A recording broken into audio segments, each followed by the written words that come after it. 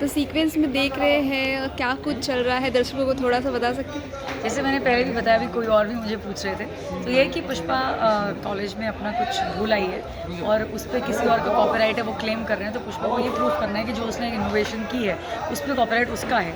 तो उसके लिए सारी फैमिली मिलकर उसकी छानबीन कर रही है, तफ्तीश कर रही है। तो देखते हैं हम ये प्रूफ कर पाते हैं कि नहीं। सावन का महीना चालू हो गया है, तो जी। किस तरीके से आप मना रही हैं, क्या कुछ चल रहा है? थोड़ा बहुत पूजा पाठ जब भी सुबह समय मिलता है वो। बाकी तो हम लोग तो वैसे भी शाकाहारी हैं और वैसे भी हम तो वैसे भी कुछ नहीं खाते। तो सावन में तो जनरली लोग अवॉइड करते हैं कुछ भी मांसाहार या इस प्रकार का। सो आई थिंक जो लोग वो करते होंगे तो वो उसको अवॉइड कर रहे होंगे। मैं तो बस यही कि जितना ध्यान सुबह जितना हो पाता है वो करके दिया बत्ती करके आना पड़ता है सेट पे। तो इतना ज़्यादा कुछ नहीं हो पा रहा है, लेकिन ठीक है, मन में तो है ही भोलेनाथ की कृपा है। अगर महादेव की काशी में आकर जाने का मौका मिले तो क्या आप जाना चाहोगे? वहाँ घूमना ऑफकोर्स चाहोगे? काशी विश्वनाथ की आप बात करें, 2 दिन बाद प्लान बन के भी रुक चुका है क्योंकि वो समय नहीं मिल पाता, एक ही दिन मिल पाता है। तो मैं चाहती हूँ जाऊँ तो कम से कम 2-3 दिन 4 दिन हालांकि वो नहीं हो सकता, लेकिन 2 दिन तो हों हाथ में। तो जब वैसा होगा तो मैं पक्का जाऊँगी, जब बाबा बुलाएंगे ना। वो तो कहते हैं बुलावा होता है बाबा का।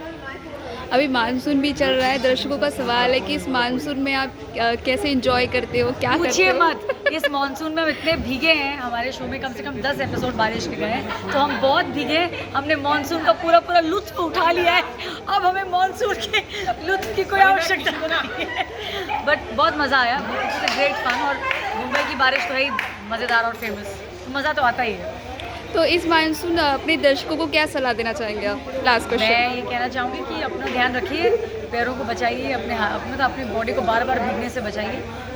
1-2 बार मज़े के लिए ज़रूर भीगिए क्योंकि बारिश है, आपका हक बनता है, लेकिन उसके बाद just try and avoid it क्योंकि फिर तबीयत ख़राब हो जाती है, फिर मौसम बदलता है, जुकाम बहुत कुछ होता है, you know, and everything starts from very low level. तो बढ़ जाती है चीज़ें, तो अपना ध्यान रखिए, बुखार से बचिए। बाहर का खाना मत खाइए क्योंकि बारिश में क्या होता है, जब आप बाहर का खाना खाते हैं तो वो थोड़ा सब्जियाँ जल्दी सड़ती हैं, खाना जल्दी सड़ने लगता है। तो बाहर का खाना अवॉइड कीजिए, बस एंजॉय कीजिए, एंजॉय तो रही।